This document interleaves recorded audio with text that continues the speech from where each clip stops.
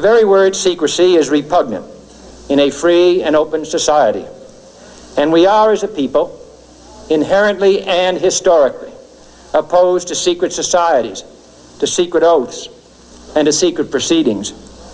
We decided long ago that the dangers of excessive and unwarranted concealment of pertinent facts far outweighed the dangers which are cited to justify it. Today, no war has been declared, and however fierce the struggle may be, it may never be declared in the traditional fashion. Our way of life is under attack. Those who make themselves our enemy are advancing around the globe. The survival of our friends is in danger, and yet no war has been declared. No borders have been crossed by marching troops. No missiles have been fired. If the press is awaiting a declaration of war before it imposes the self-discipline of combat conditions, then I can only say that no war ever posed a greater threat to our security. If you are awaiting a finding of clear and present danger, then I can only say that the danger has never been more clear, and its presence has never been more imminent. It requires a change in outlook, a change in tactics, a change in missions by the government, by the people, by every businessman or labor leader, and by every newspaper. For we are opposed around the world by a monolithic and ruthless conspiracy that relies primarily on covert means for expanding its sphere of influence, on infiltration instead of invasion, on subversion instead of elections, on intimidation instead of free choice, on guerrillas by night instead of armies by day. It is a system which has conscripted vast human and material resources into the building of a tightly knit, highly efficient machine that combines military, diplomatic, intelligence, economic, scientific, and political operations. Its preparations are concealed, not published. Its mistakes are buried, not headlined. Its dissenters are silenced, not praised. No expenditure is questioned, no rumor is printed, no secret is revealed. Formerly acknowledged as the Star of David, the move to adopt this symbol for the flag of Israel angered many Jews who realized that the symbol is in fact not the Star of David, but a hexagram symbol that was used in the ancient mystery religions. Many anti-Zionist Jews have since gone on to participate in annual flag burning rituals. It is in the biblical figure of Solomon that we can trace the true origins of the six-pointed star or hexagram. Solomon called the star the talisman of Saturn, or what became known as the Seal of Solomon. As we see, the bull's head is enclosed in a six-pointed star and surrounded by the letters composing the name Remphan, the planetary genius of Saturn, according to the alphabet of the Magi. The bull represents Moloch worship, which we will look at shortly, but first we need to examine two passages from the Bible that provide more detail on Solomon. Kings 11, 1-5 in the Bible features this passage. But King Solomon loved many foreign women, as well as the daughter of Pharaoh, women of the Moabites, Ammonites, Edomites, Sidonians, and Hittites, from the nations of whom the Lord had said to the children of Israel, "You shall not intermarry with them, nor they with you. Surely they will turn away your hearts after their gods." Solomon clung to these in love, and he had 700 wives, princesses, and 300 concubines, and his wives turned away his heart. For it was so, when Solomon was old, that his wives turned his heart after other gods, and his heart was not loyal to the Lord, his God, as was the heart of his father David. For Solomon went after Ashtoreth, the goddess of the Sidonians, and after Milcom, the abomination of the Ammonites. Ashtoreth here is a female goddess and the same goddess as Ishtar in Babylon, Isis in Egypt. The Romans called her Diana, and the Greeks Artemis, and the symbol is Venus. Milcom here is a male god, and its root word means king or Baal. It is the same god that is referred to as Moloch, or Nimrod in Babylon, Osiris in Egypt, Baal in Sidon. There are overlaps with Zeus in Greek culture and Jupiter in Roman culture. The symbol is Saturn. As the passage makes clear, Solomon fell in love with the women of Egypt and began to worship these false gods. Two other passages from the Bible directly reference the symbol of the star, or the seal of Solomon, or the talisman of Saturn. But ye have borne the tabernacle of your Moloch, and Chion your images, the star of your God, which ye made to yourselves. In another passage, just before being stoned to death by the Jews, Stephen accused the Jewish leaders. And you took up the tent of Moloch, and the star of your god Remphan, the figures which you made, in order to worship them. As you see, the star in the Bible is directly correlated with the god Moloch and Remphan. Remphan is another word for Saturn. If you study the geometry of the star, you realize it has 6 points, forms 6 equilateral triangles, and its interior forms a 6-sided hexagon. The 6 points, 6 triangles, and 6 sides of the hexagon equate to 666, the specific number that the Bible designated as the mark of the beast, or Lucifer's number. As Revelation states, "Here is wisdom. Let him that hath understanding count the number of the beast, for it is the number of a man, and his number is 666. Kings in the Bible specifically link Solomon with this number. Now the weight of gold that came to Solomon in 1 year was 666 talents of gold. The Bible specifically states that it was Solomon that used the star and not David. In fact, there is no evidence that David was ever associated with a star. We've seen how Freemasonry had been infiltrated and overtaken by the Rothschild Illuminati agenda. Here is what Albert Pike, a Freemason in the 1800s, said about the secret society. Masonry is a search after light. That search leads us directly back, as you see, to the Kabbalah. Kabbalah is the key of the occult sciences. The true philosophy, known and practiced by Solomon, is the basis on which Masonry is founded. It is not only Albert Pike himself who reveals the links between Freemasonry, Solomon, and the Kabbalah. The symbolism of Freemasonry and the Illuminati all overlap with recurring themes of Saturn and the numerology of 666.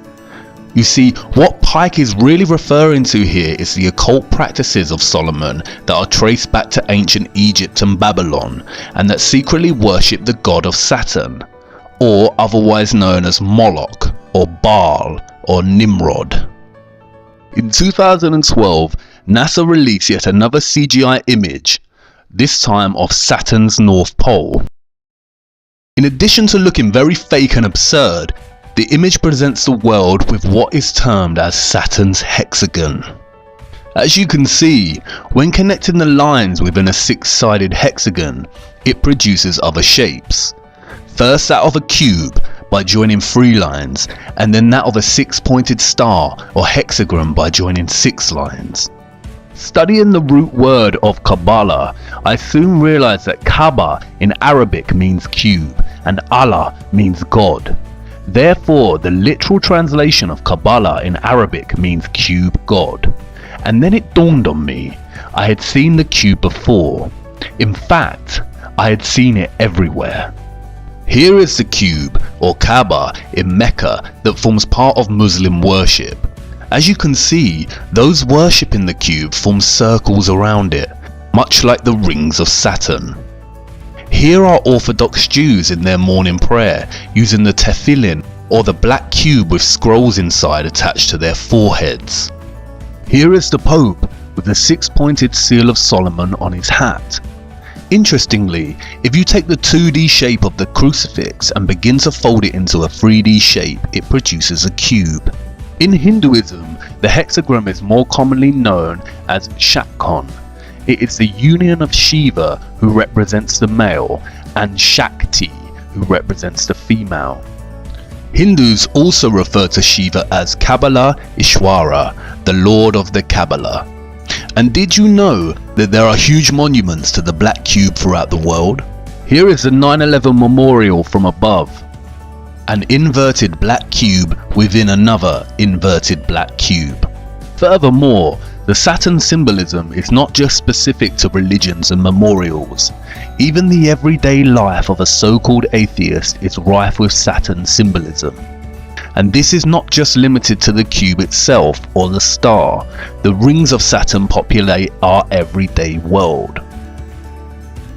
We all live by the symbol of Saturn without realizing it. The symbol of Saturn is inextricable from the number 6.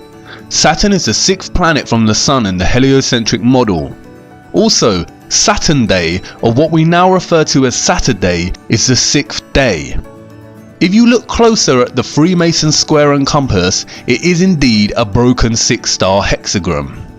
When linking the letters that spell Mason on the $1 bill, you get a 6-pointed hexagram with the Eye of Providence, or the Eye of Horus, specifically highlighted. Horus, again Egyptian gods. Saturn has also become inextricable with Satan or Lucifer. As Manly P. Hall writes, Saturn has also been associated with Satan, and this for numerous reasons. First, many authors argue that the word Satan is derived from the word Saturn. Second, Saturn is associated with the color black, as well as Satan. Third, ancients considered Saturn to be the furthest planet from the Sun, the latter being associated with the principle of good. Saturn is consequently the celestial body that is the less exposed to the Sun's divine light, and thus associated with the coldness of the principle of evil. Finally, the great god Pan, the horned deity, represented Saturn in ancient paganism. This half-man, half-goat creature is considered the ancestor of our modern depictions of Satan. Pan was a composite creature, the upper part, with the exception of his horns, being human, and the lower part in the form of a goat. The pipes of Pan signify the natural harmony of the spheres, and the god himself is a symbol of Saturn because this planet is enthroned in Capricorn, whose emblem is a goat. The pagan Pan also has other guises such as Baphomet, the half-goat, half-human, who has associations with Satan and Moloch. Like Saturn, Illuminati Freemasonry symbolism is prevalent throughout our society in the form of corporate logos and, as Albert Pike said, Freemasonry is the following of the philosophy of Solomon. It is also inextricable from the symbolism of Satanism. Here are some of the most recognized corporate logos we come across in our society today. Rebranding of old Masonic symbols and the emphasis on 666. 666, or the mark of the beast, is repeated throughout corporate symbolism. For instance, World Wide Web, or WWW in Jewish gematria, is 666. It is also used for the logo of the Monster energy drinks. It is also a recurring motif along with the single one eye of Providence. Many celebrities and politicians have been photographed making the 666 hand sign around the eyes. The sign forms a 6 and the 3 fingers indicates 3 score, or in other words, 666. Zechariah 11:17 mentions the eye in specific reference to straying from God and into Satan worship. Woe to the idle shepherd that leaveth the flock. The sword shall be upon his arm and upon his right eye. His arm shall be clean dried up, and his right eye shall be utterly darkened. And as we see again, many celebrities and famous people covering one eye, a gesture paying homage to the Eye of Horus, the Eye of Providence, and the darkened right eye of Satan. We also see many make the Horn of Canuto hand sign representative of Satan.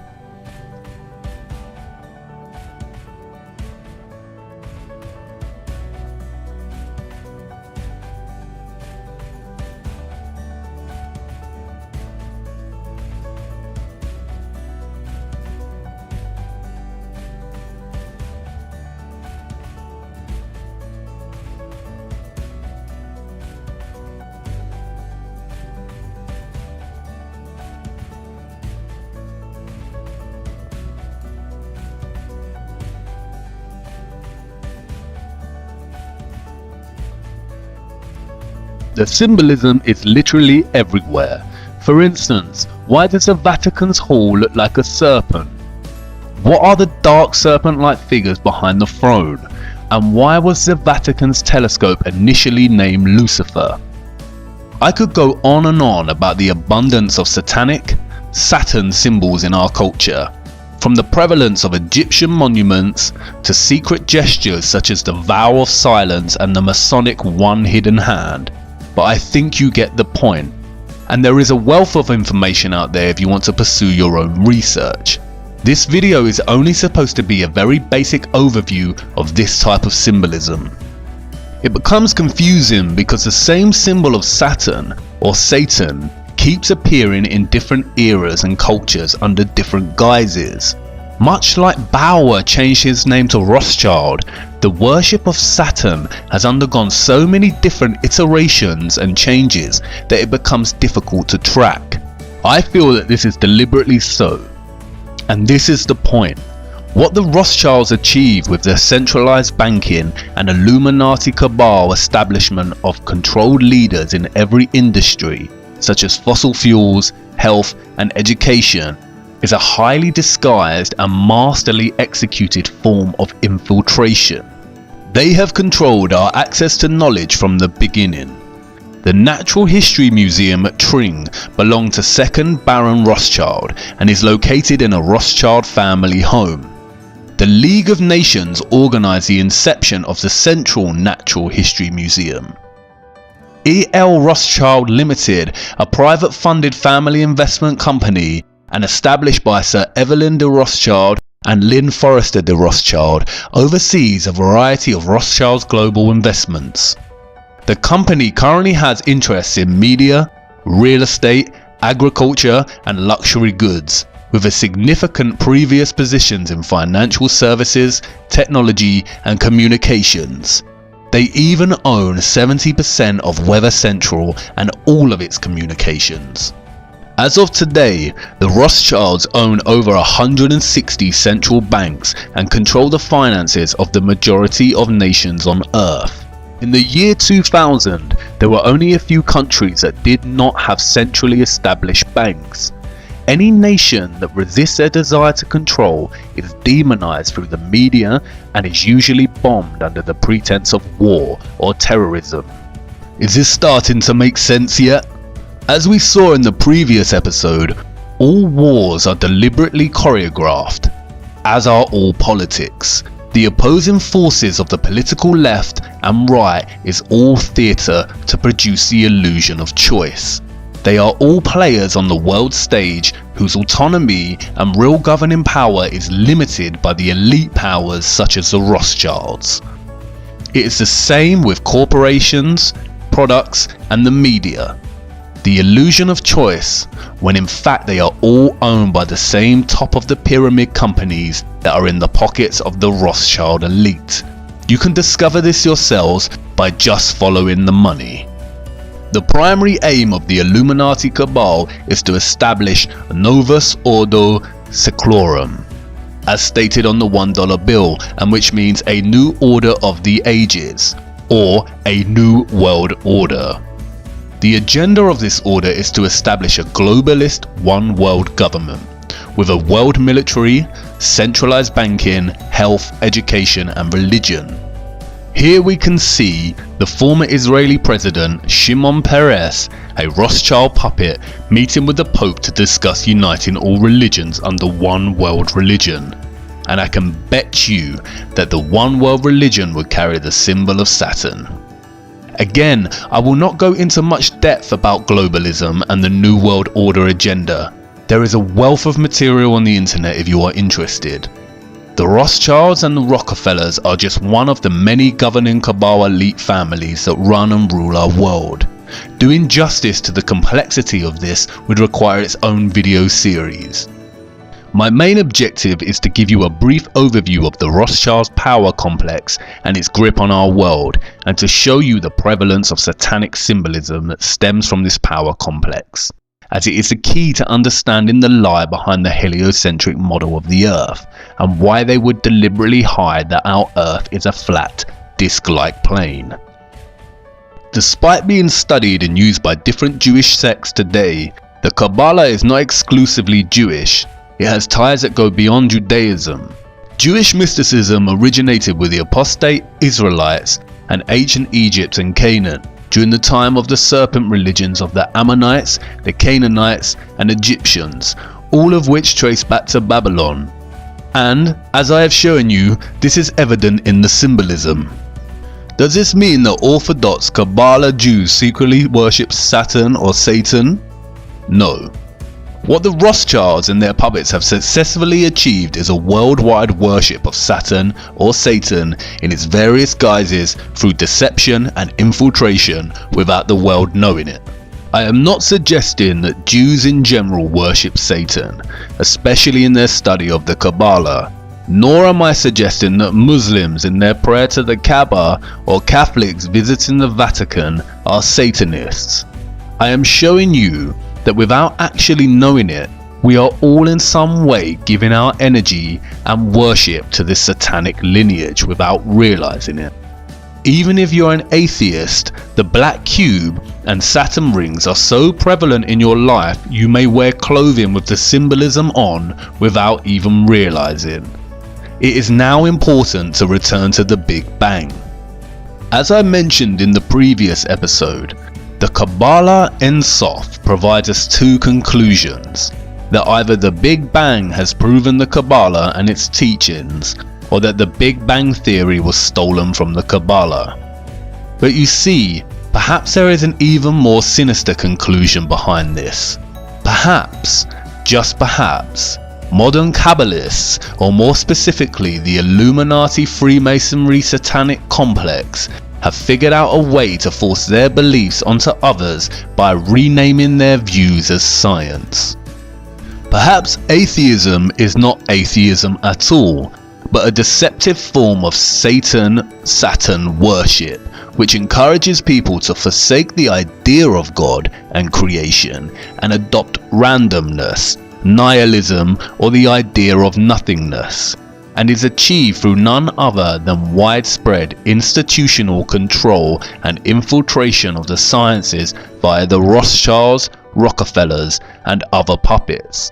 And when met with any opposition is shame from the so-called scientific community. In a nutshell, atheism legitimized coincidence. What about all the central scientific figures supporting the heliocentric model and the theory of the Big Bang? Well, here is a photo of Zionist Albert Einstein dining with Lord Rothschild. Isaac Newton was a Freemason and had a keen interest in the occult. And all big NASA figureheads and astronauts are Freemasons and openly display this, as does Neil deGrasse Tyson. There exists an organization called the Anti-Defamation League, which serves as an instrument to try and convince everyone that any mention of the Rothschilds and their allies is an anti-Semitic attack on all Jews. This is given historical weighting by the Rothschild choreographed Holocaust and also controlled by the Rothschild-Rockefeller media complex. All major mainstream media outlets can be traced back to their control. As David Rockefeller stated at the Bilderberg Conference in 1991, we are grateful to the Washington Post, the New York Times, Time magazine and other great publications whose directors have attended our meetings and respected their promises of discretion for almost 40 years. It would have been impossible for us to develop our plan for the world if we had been subjected to the lights of publicity during those years. But the world is now more sophisticated and prepared to march towards a world government. The supranatural sovereignty of an intellectual elite and world bankers is surely preferable to the national autodetermination practiced in past centuries. The official controlled narrative states that the Rothschilds are Jews. They are not. They are Satanists.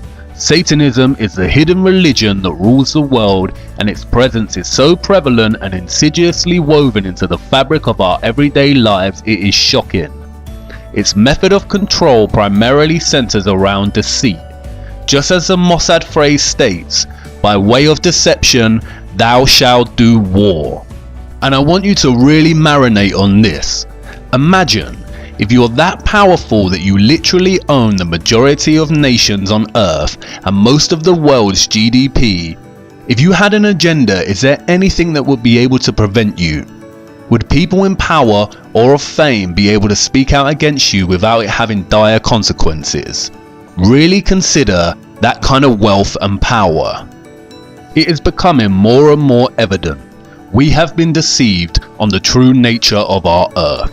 And I understand that what I am telling you probably sounds just as ludicrous and ridiculous as when I first mentioned that the Earth is flat. And I know you are on the brink of turning this off and writing it off as garbage conspiracy theory. But let me tell you this, conspiracies are real. It's the lack of evidence that makes them a theory. Stay with me. As I said before, you cannot tell people the truth, you must show them. Do not take my word for it. I cannot just make claims that there is an elite body of people that worship Satan and have operated throughout time by deceiving the common people as to the true nature of the world, and that they have full control over all the information we receive. Prevalent Satan symbolism and the history of the Rothschilds is not enough proof or evidence. If Satanism is real, then I need to show you the true evil of such worship before I show you what they are covering up with NASA. Come with me now to part 7. We are nearly through this rabbit hole.